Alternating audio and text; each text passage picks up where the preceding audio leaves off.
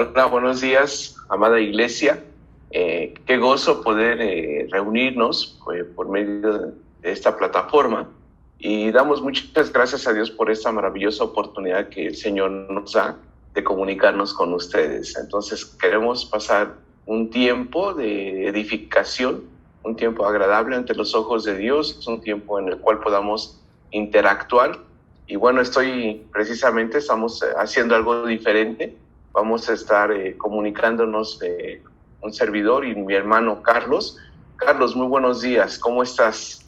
¿Cómo estás, señor? Muy buenos días. Pues muy bien, muy contento, asombrado de todas las semanas que ya hemos pasado estudiando la carta a los hebreos. La verdad es que yo no, en mi mente no había pasado tanto tiempo y ahora que veo hasta dónde el Señor nos ha permitido avanzar y contento de que hoy podremos hacer una retrospección de todo eso para recordar aquellas cosas que el Señor nos ha mostrado y es un buen tiempo también para autoevaluarnos, ¿no? Y ver de qué forma en ese sentido hemos ido avanzando y por qué no también asombrarnos de cómo el Señor ha estado obrando en nosotros, aunque a veces no lo percibamos tan sencillamente, ¿no?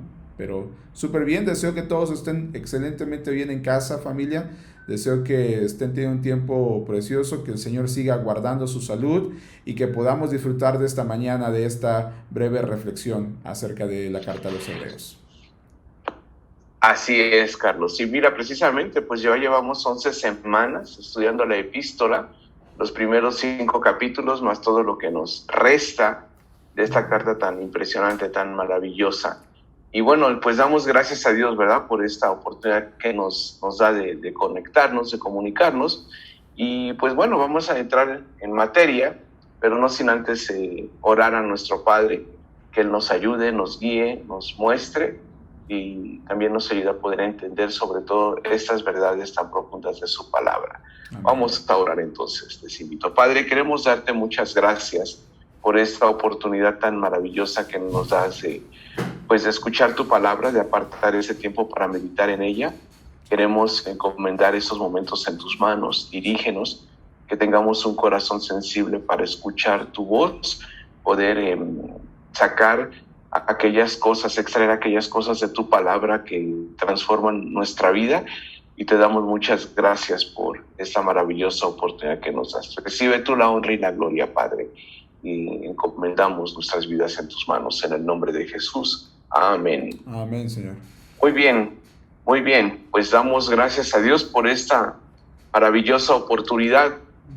Y bueno, tenemos que precisamente poner unas premisas antes de dar inicio al estudio.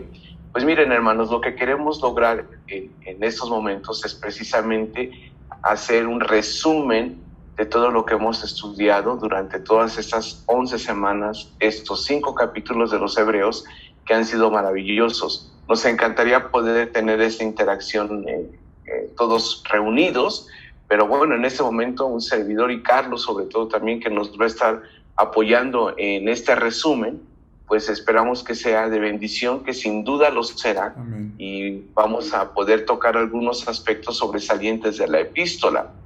Y me gustaría comentar, para solamente recordar un poco de lo que hemos estado hablando, es que los destinatarios de la carta debemos recordar que eran de origen hebreo. Para ellos este mensaje era algo muy sencillo de comprender. Sin embargo, para nosotros es un poco difícil, o si no difícil, tenemos que ir a estudiar, como hemos ido en varias ocasiones a diferentes pasajes del Antiguo Testamento para poder entender el mensaje. Sin embargo, debemos reconocer que para ellos era algo muy claro. Palabras difíciles o que no están tanto en nuestro contexto, pero para ellos era algo muy sencillo poder entenderlo. Pero sobre todo, hermanos, entender el énfasis de la epístola a los hebreos. Lo que la epístola a los hebreos viene a ser un énfasis principal, o el énfasis principal, es la persona y obra de nuestro Señor Jesucristo.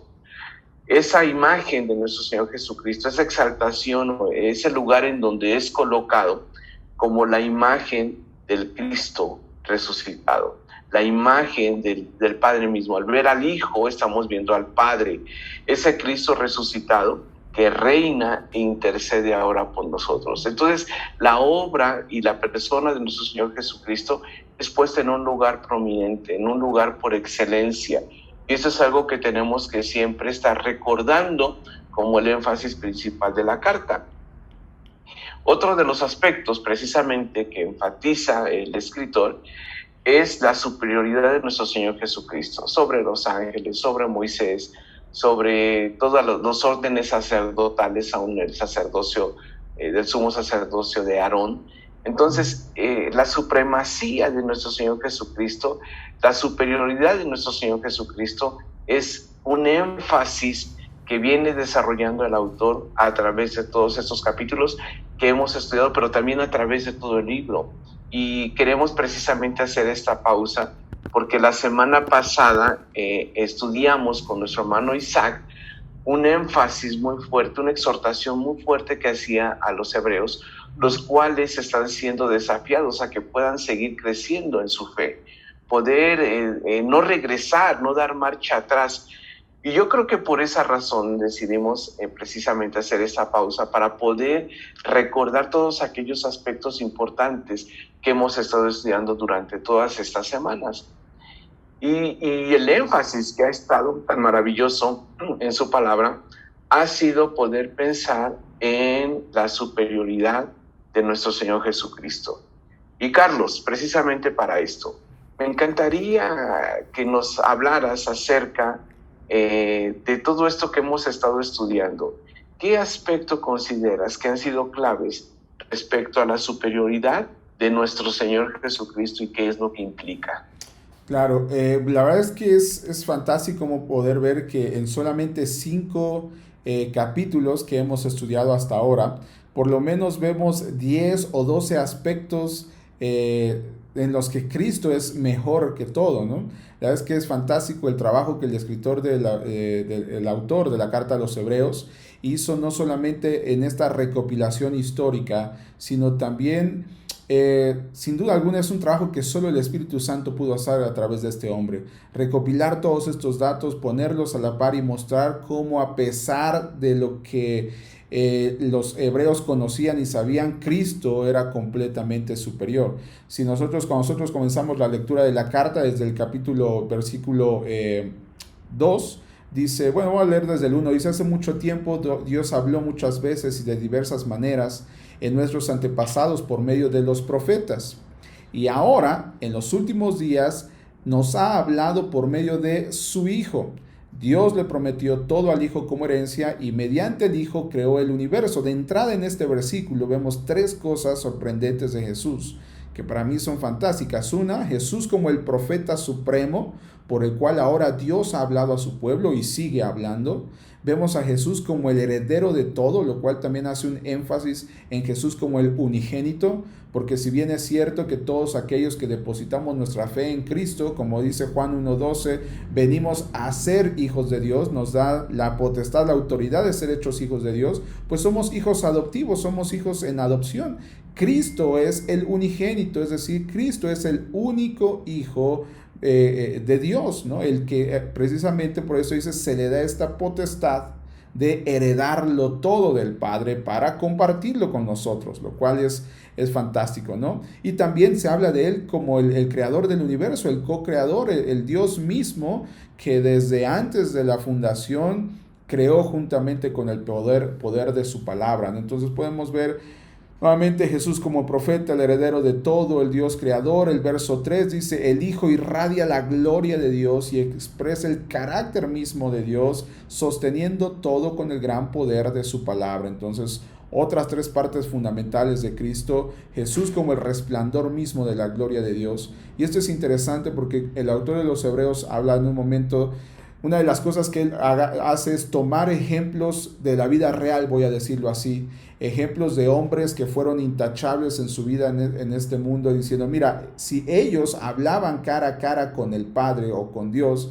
si tenemos récord de que ellos entraban directamente a la presencia del Padre, pues Cristo es superior a ellos, porque Cristo mismo es el resplandor de la gloria de Dios, es la expresión del carácter de Dios, y vuelve a enfatizar el poder creador de la palabra del Padre, ¿no? Colocándolo ahora en este lugar supremo.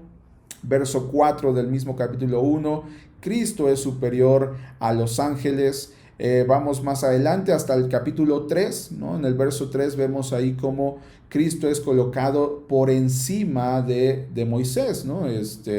Diciendo, pues si ha habido un hombre fantástico como ha sido Moisés, pues sin duda alguna es recibir este mensaje para los receptores, válgame la redundancia, primarios. Debió haber sido un shock, ¿no?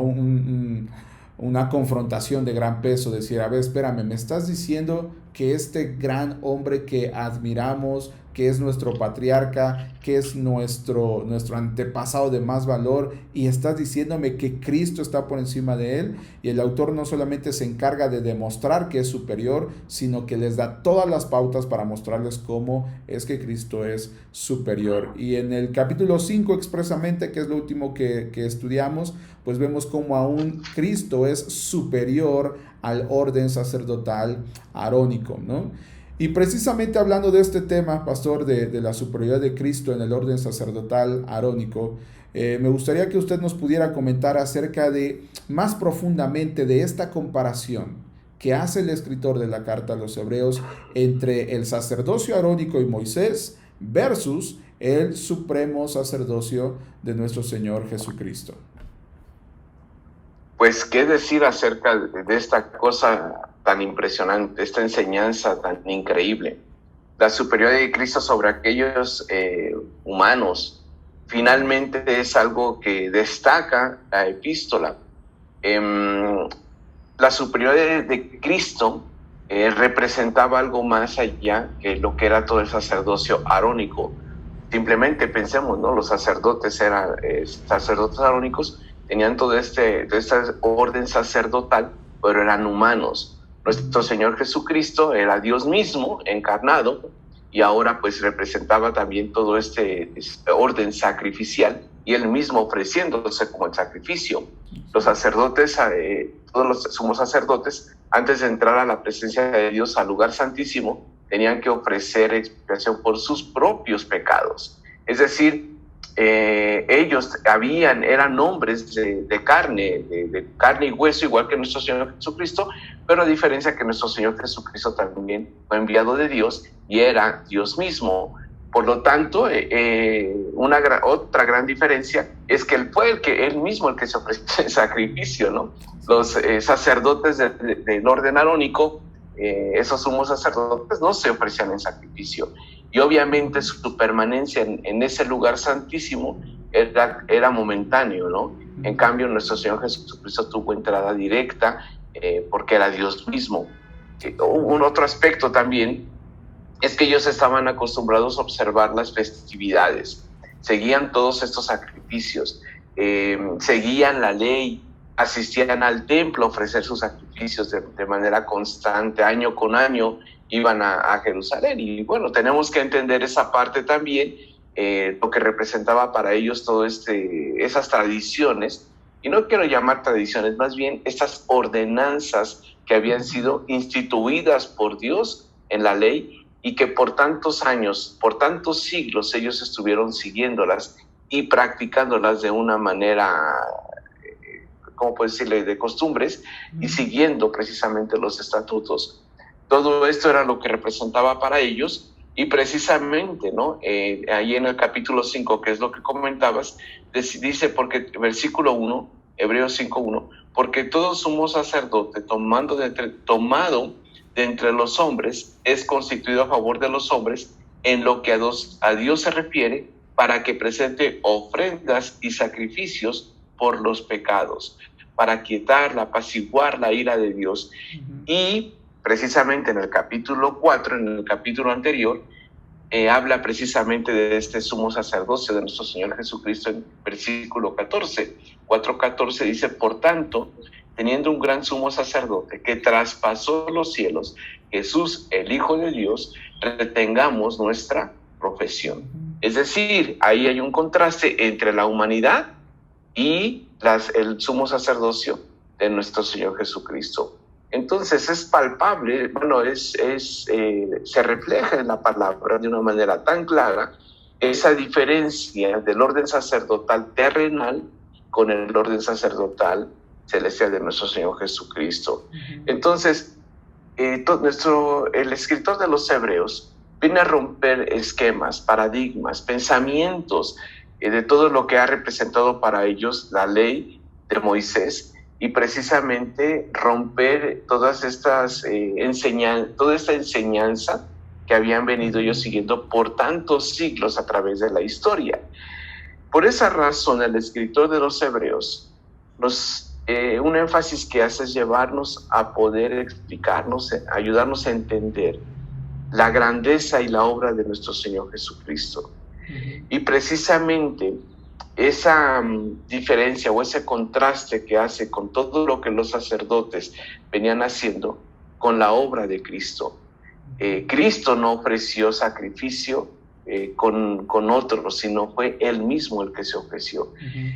Y esto tiene implicaciones tremendas. Poder pensar en esa obra, en ese sacrificio único de nuestro Señor, comparado con lo que los judíos venían celebrando, el pueblo hebreo venía celebrando. ¿Qué implicaciones tiene? Sería interesante reflexionar en esto, en esas implicaciones que tiene ahora el sacrificio y la obra de nuestro Señor Jesucristo. ¿Qué piensas acerca de esto, Carlos? Sí, la verdad es que es fascinante e interesante ver cómo se hace, bueno, la escritura se cumple cuando dice que todo lo que había sucedido antes, hablaba del Antiguo Testamento, era solamente una imagen, era un cuadro, era una sombra, es la palabra que usa, es una sombra de lo que habría de venir. Y hablando exactamente acerca en el tema del sacrificio de Jesús y de esta comparación del trabajo ejercido por los sacerdotes en el Antiguo Testamento y ahora su trabajo como sumo sacerdote, pues vemos históricamente que una de las labores que hacía Aarón, por ejemplo, era entrar a la presencia de Dios en el día de la expiación, un día específico al año, ¿no? Con toda la reverencia, con toda la mayor limpieza externa posible, ¿no? Podemos ir y ver de repente todos estos factores históricos de cómo ellos se vestían y cómo eran impecablemente presentados delante de Dios para entrar y ofrecer sacrificio primeramente por sí mismo como sumo sacerdote y después por el pueblo, ¿no? La escritura nos muestra que una de las labores que él hacía es que entraba, empezaba a rociar sangre primeramente por sus pecados, porque no podía presentarse indignamente delante del Padre, y después ofrecía sacrificio por todo el pueblo, de forma que la sangre derramada en ese momento lo que hacía era apaciguar la ira de Dios, ¿no? Es decir, tranquilizar la ira de Dios, la ira que Dios ya tenía sobre el pueblo, porque era un pueblo necio, porque era un pueblo grosero, porque era un pueblo malagradecido, porque era un pueblo que siempre estaba buscando ir tras otros dioses, un pueblo adúltero, ¿no? Es lo que la palabra usa, ¿no? Un pueblo adúltero. Entonces, lo que hacía el sumo sacerdote ahí era solamente cubrir los pecados, pero interesantemente, y aquí es donde para mí viene la mayor diferencia, el punto central para mí, para entender el sacrificio perfecto de Cristo, es la palabra expiación. Porque en ese momento, cuando este sumo sacerdote en el Antiguo Testamento hacía ese trabajo, la ira de Dios se apaciguaba momentáneamente. Tan es así que vez tras vez, año tras año, el sumo sacerdote tenía que venir a presentarse nuevamente delante del Padre. Pero cuando hablamos de la expiación de Jesús, o mejor dicho, cuando hablamos de la expiación en el contexto del sacrificio perfecto de Jesús, estamos hablando de cómo este Jesús nuestro, este Cristo, este siervo, este Dios encarnado, como en su papel de sumo sacerdote, logró la paz entre Dios y el hombre de una manera eterna, o mejor dicho, con una implicación, con una trascendencia eterna. La ira de Dios, que anteriormente era dirigida hacia el hombre por su pecado, ahora esa ira ha sido apaciguada eternamente por el sacrificio perfecto de Cristo, el sacrificio eterno. A través de ese sacrificio, como dice Pablo en su carta a los Romanos, capítulo 5, verso 1, Romanos 5, 1, Pablo dice, por lo tanto, ya que fuimos declarados justos a los ojos de Dios por medio de la fe, tenemos paz con Dios gracias a lo que Jesucristo nuestro Señor hizo por nosotros. Entonces podemos ver la implicación de este sacrificio perfecto acerca de Jesús y esto es lindísimo porque por diferentes razones, pero por lo menos yo quiero enfatizar dos. La primera razón por la que esto para mí es hermoso es porque Dios mismo ha sido el que ha tomado la iniciativa para esa reconciliación al enviar a Jesús a morir por nosotros. Y segundo, porque a partir del momento en que nosotros depositamos nuestra fe en Jesús para podernos hacer o poder tomar ventaja de esta promesa hermosa, ya no somos más hijos de ira delante de Dios. Ya no somos más extranjeros, ya no somos más extraños, ya no somos más enemigos del Padre, sino que ahora venimos a ser hijos adoptados, venimos a ser amados, venimos a ser reconciliados, venimos a estar en paz con Él eternamente. Es decir, y quiero hacer un énfasis especial en esto, amada iglesia, lo he dicho otras ocasiones y lo repito, cuando nosotros pertenecemos a Jesús, nunca más estaremos lejanos a Dios.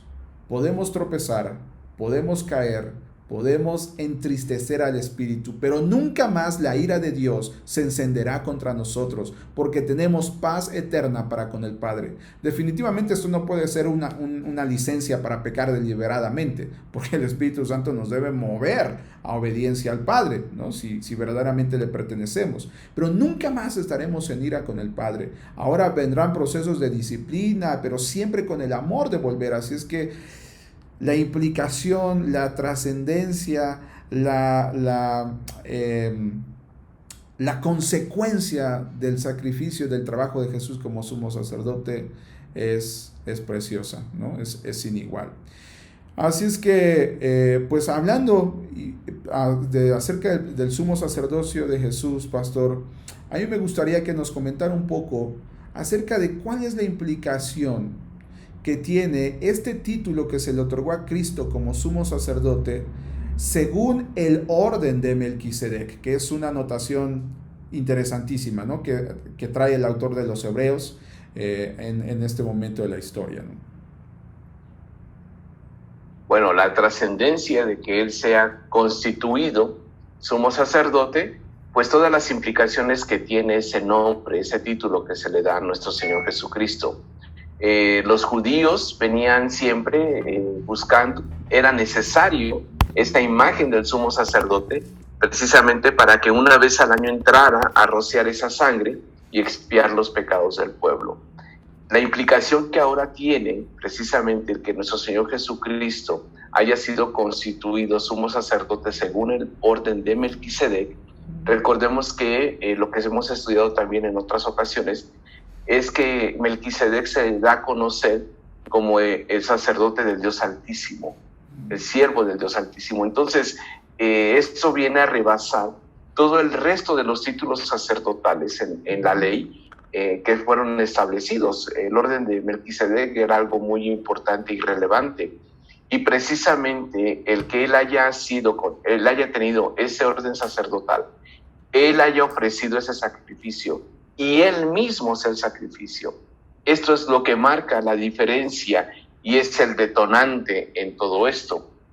Y mira, precisamente hablando de todo esto, en el versículo 14, que también lo leí, pero voy a leer ahora hasta el versículo 16, Hebreos 4, 14 al 16, dice: por tanto, teniendo un gran sumo sacerdote que traspasó los cielos, es decir, no traspasó solamente la cortina que dividía el lugar santo del lugar santísimo, sino que traspasó los cielos.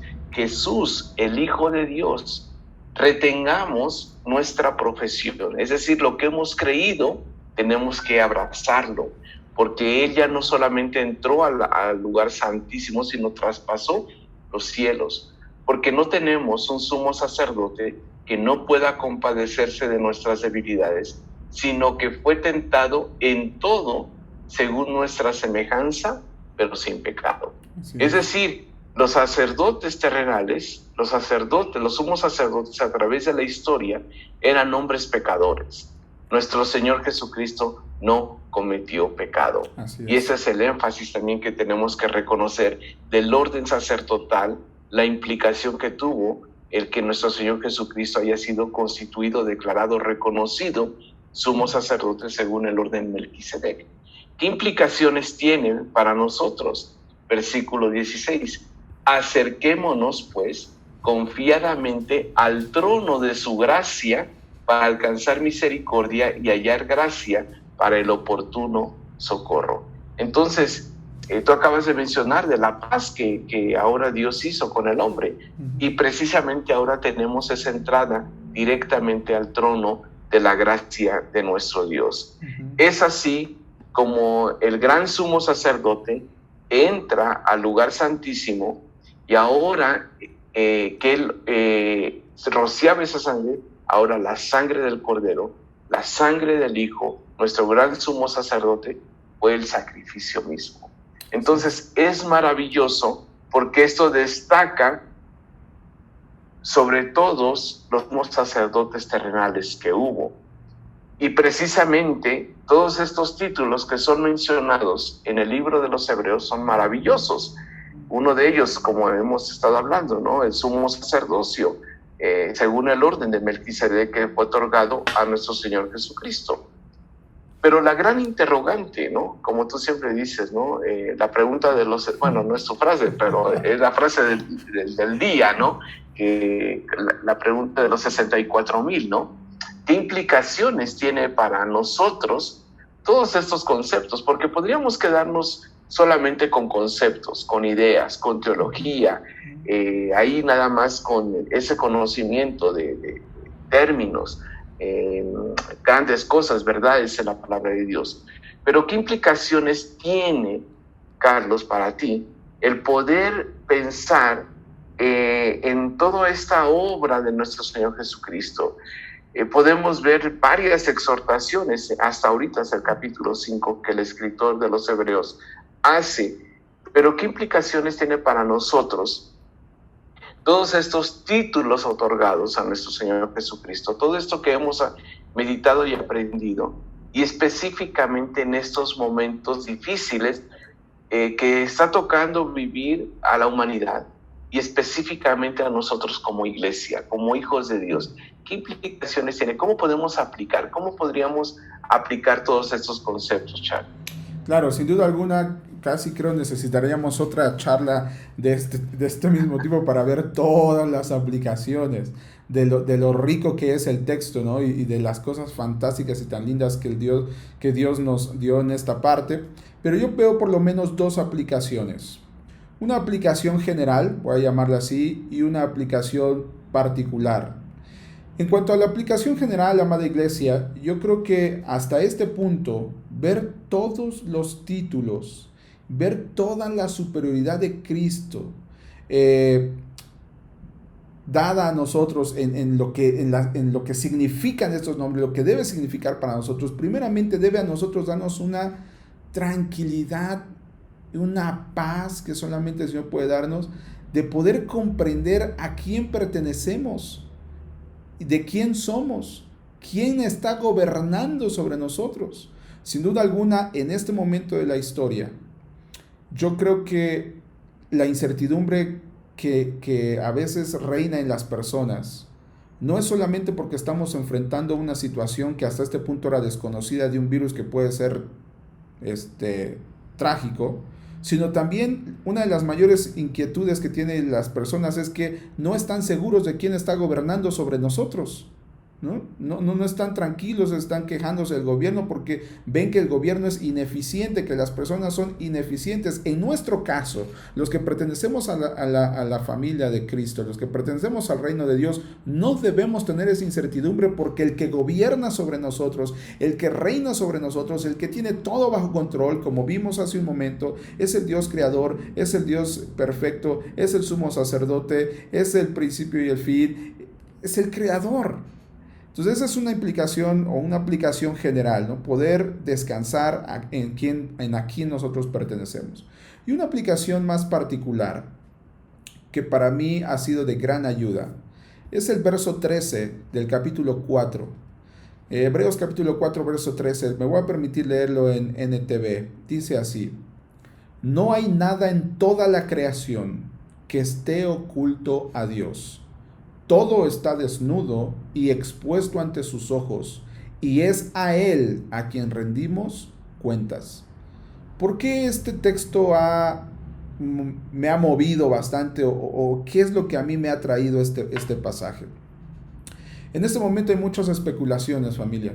Que si el virus es provocado, que si fue mutado, que si vino de China, que si tiene una nueva cepa, que si la tercera guerra mundial, que especulaciones al final del día, porque honestamente no he conocido a alguien que tenga, como decimos en México, los pelos de la burra en la mano para decirlo, ¿no?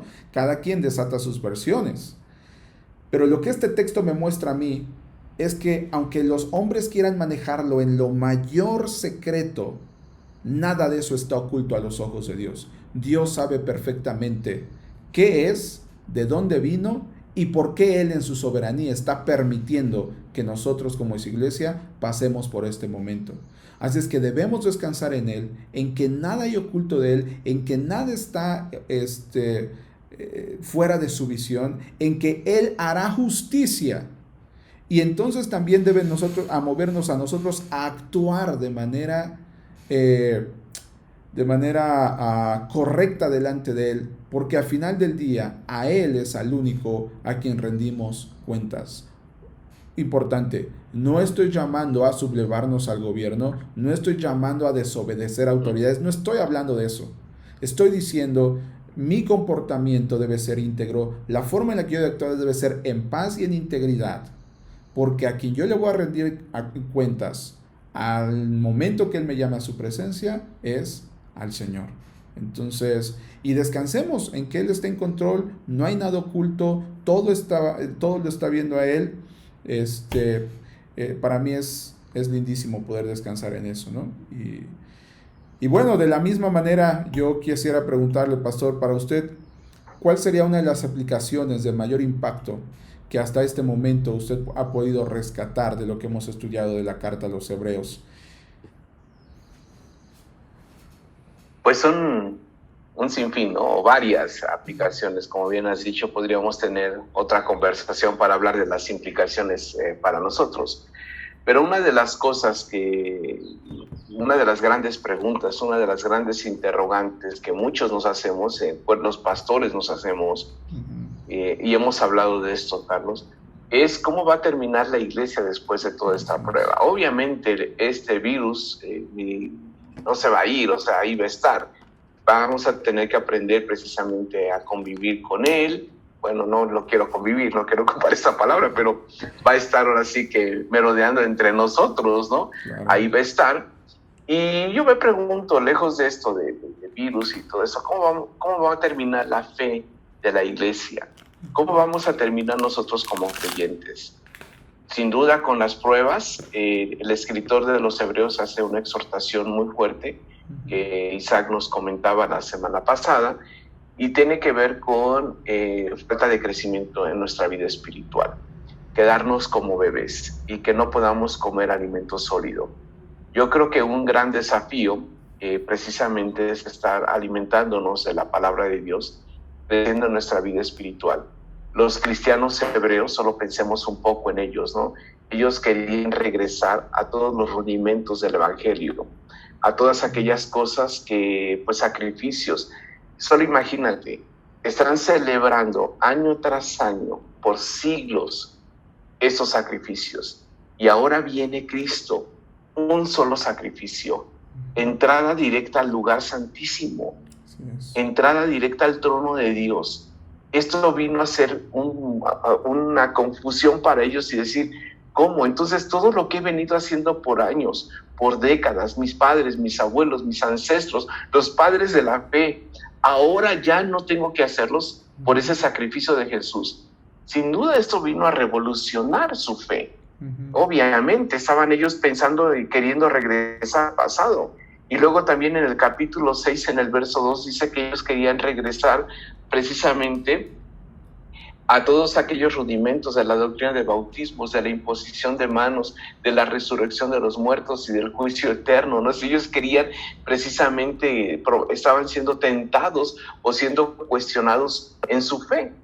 Y yo me pregunto, ¿no? ¿Cómo estamos cuestionando nuestra fe? ¿Cómo vamos a terminar? ¿Cómo estamos enfrentando estos momentos de crisis, confinados ya por 126, 127 días que se declaró la pandemia en México? ¿Cómo vamos a estar? ¿Cómo vamos a terminar? Yo creo que tenemos un gran desafío como iglesia, como hijos de Dios, que podamos nosotros estar abrazando lo que hemos creído, recordar siempre la obra de Cristo, mantener nuestra fe viva, mantener ese crecimiento que solamente nos puede dar la oración, la lectura de su palabra, nuestra comunión íntima con Él, y recordar siempre la obra de Cristo. Yo creo que esto es algo que nosotros debemos de aquilatar siempre como hijos de Dios, su obra en la cruz, tan perfecta, tan única, y que no podemos ni debemos agregar nada, porque Él ya lo hizo todo. Yo creo que esto será, esta es de mi perspectiva una de las exhortaciones más fuertes, directas, y que podemos aplicar precisamente para nuestros días, y algo tan necesario. Y yo creo, Carlos, me gustaría aprovechar precisamente para que nuestra fe se mantenga viva. Yo creo que algo que la iglesia, que el Señor nos ha dejado como iglesia, es precisamente el recordar su obra. En la iglesia primitiva, cada vez que la iglesia se reunía, que el grupo de creyentes se reunía, lo vemos en el libro de los Hechos, sí, comían, convivían, pero también recordaban precisamente la obra del Señor. El pueblo judío, el pueblo hebreo solamente tenía esta sangre del cordero, la Pascua, una vez al año. Y yo creo que ahora tenemos el privilegio, la iglesia primitiva lo hacía, cada vez que se reunían celebraban la cena del Señor.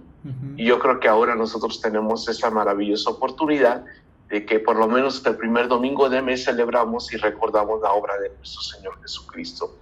Entonces, amada iglesia, me gustaría que ahora en este momento, precisamente como parte de la aplicación que tenemos a la epístola a los Hebreos, podamos recordar la obra de nuestro Señor Jesucristo en la cruz, que podamos recordar ese sacrificio perfecto, ¿no? Tal como dice en Hebreos capítulo 5, versículo 7, dice: y Cristo en los días de su carne, ofreciendo ruegos y súplicas, con gran clamor y lágrimas, al que podía librar de la muerte, fue ido a causa de su temor reverente.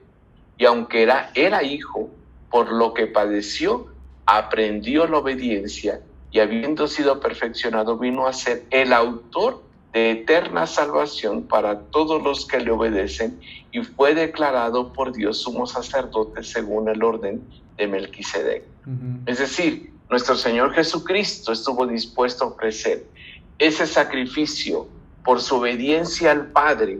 Es que le ofreció su cuerpo mismo, su sangre misma, para poder expiarnos del pecado, para poder perdonar y alcanzar la paz con Dios. Entonces, es maravilloso poder recordar precisamente lo que nuestro Señor Jesucristo hizo. Así que, iglesia, preparemos nuestros corazones, recordemos la obra de Cristo, porque esto va a mantener latente nuestra fe. Así es. Su obra en la cruz, única y perfecta. Así que, ya listos con nuestro pan y el vino, vamos a orar. Y Carlos, ¿puedes dirigirnos en este momento, por favor? Claro, con mucho gusto. Solamente quiero hacer un pequeño hincapié en la razón por la que nosotros celebramos. El apóstol Pablo enseña en la primera carta a los Corintios, capítulo 11, versos 23 en adelante, que pues esta institución, este ejercicio precioso del cual vamos a tener ahora, es un ejercicio que no solamente es un acto de obediencia, no solo es una ordenanza, sino es un recordatorio del sacrificio de nuestro sumo sacerdote, ¿no? De ese sacrificio eterno y perfecto y de sus consecuencias. Y dice el verso 23, hablando de cómo Cristo instituyó esta ordenanza, dice, pues yo les transmito lo que recibí del Señor mismo. La noche en que fue traicionado, el Señor Jesús tomó pan y dio gracias a Dios por ese pan. Luego lo partió en trozos y dijo, esto es mi cuerpo, el cual es entregado por todos ustedes, hagan esto en memoria de mí. De la misma manera tomó en sus manos la copa de vino después de la cena y dijo, esta copa es el nuevo pacto entre Dios y su pueblo, la reconciliación con el Padre, un acuerdo confirmado con mi sangre, el precio que pagó por nosotros. Hagan esto en memoria de mí todas las veces que la beban. Así es que, como lo he dicho en otras ocasiones, esto no es un momento de tristeza, esto es un momento de felicidad, donde recordamos el sacrificio perfecto en el cual Jesús triunfó sobre la muerte, nos compró por su sangre y en este mismo momento nosotros recordamos ese momento. Así es que oremos a Dios con gratitud en nuestros corazones. Bendito Padre, te damos muchas gracias porque tú has sido bueno con nosotros. No solamente has guardado nuestra salud, sino nos has colmado de bendiciones. Nos has permitido seguir despertando en esta tierra para seguir siendo testigos vivientes de tus grandezas, de tus maravillas, de tus milagros, de tu soberanía, Señor, sobre tu creación. Especialmente, Señor, ahora yo te agradezco por el sacrificio de mi Señor Jesucristo, de ese gran sumo sacerdote que intercede ahora por nosotros. Gracias, Señor, porque en el momento correcto Él se entregó por amor a nosotros, por obediencia, en ese gran ejemplo de servicio, en rescate por nosotros, derramando su sangre en la cruz para hacernos limpios, y ahora por eso nosotros podemos presentarnos delante de ti, Señor. Gracias por esa sangre preciosa que nos ha comprado, que nos ha limpiado, que nos ha salvado. En el nombre de Jesús. Amén. Comamos, iglesia.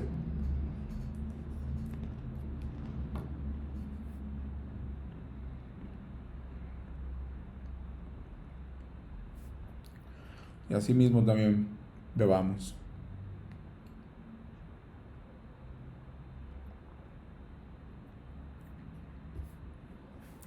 Pues bendito sea el nombre del Señor.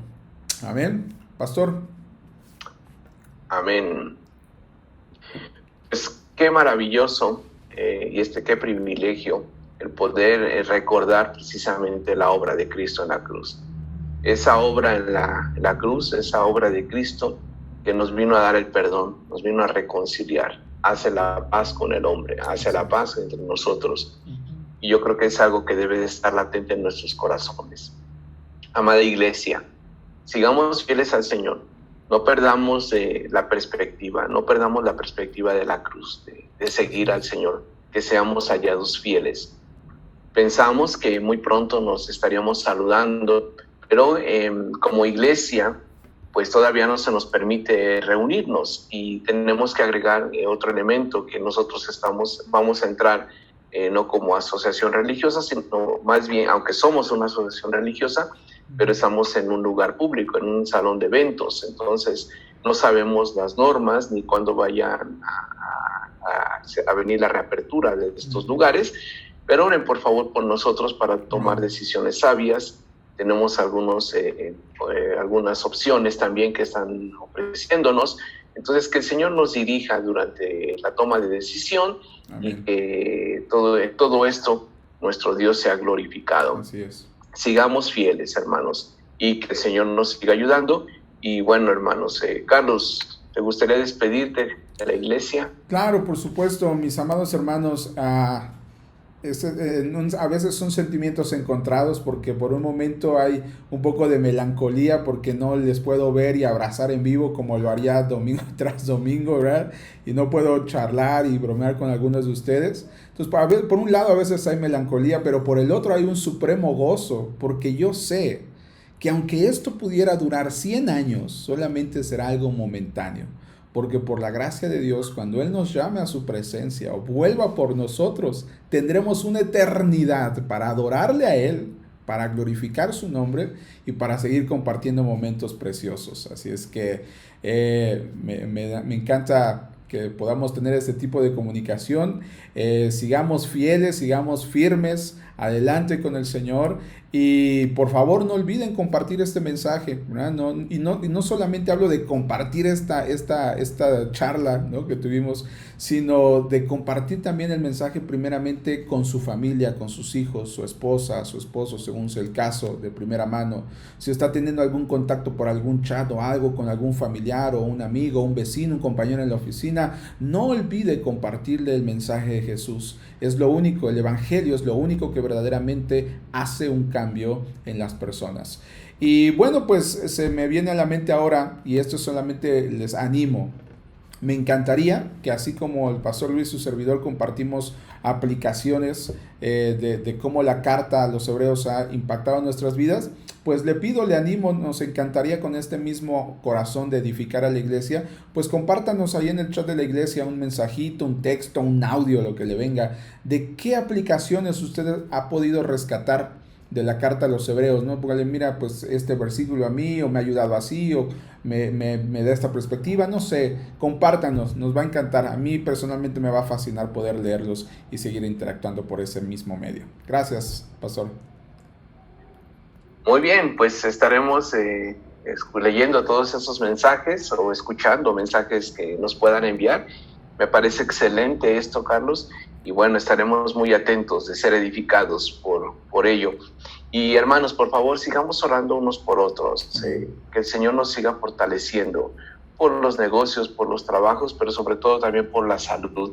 Algunos de nuestros hermanos se encuentran dedicados o enfermos. Sigamos orando por ellos, unámonos en oración. Así que, hermanos, por favor, si hay alguien con alguna necesidad, por favor, hágala saber y con gusto podemos atenderle, y estamos para servirles. Es un gozo poder servirles, porque si ven ustedes, servimos a nuestro Dios. Vamos a orar para terminar, hermanos. Señor, queremos darte muchas gracias por esa maravillosa oportunidad que nos has dado. Gracias, Padre, por la forma en cómo tú nos sostienes y nos permites ver tu mano en cada detalle de nuestra vida. En cada momento de nuestra vida podemos ver tu mano poderosa. Y, Padre, síguenos fortaleciendo. Encomendamos a esa tu iglesia en tus manos, y a tu iglesia en tus manos, que es un hecho que está, y tú la sostienes. Síguenos ayudando, síguenos fortaleciendo, y que podamos seguir creciendo en fe, en nuestra confianza en ti, Señor, conociéndote cada día más a través de tu palabra. Que tú recibas siempre la honra y la gloria, y gracias por esa maravillosa oportunidad que nos has dado de estar reunidos. Sé glorificado en el nombre de Jesús. Amén. Amén.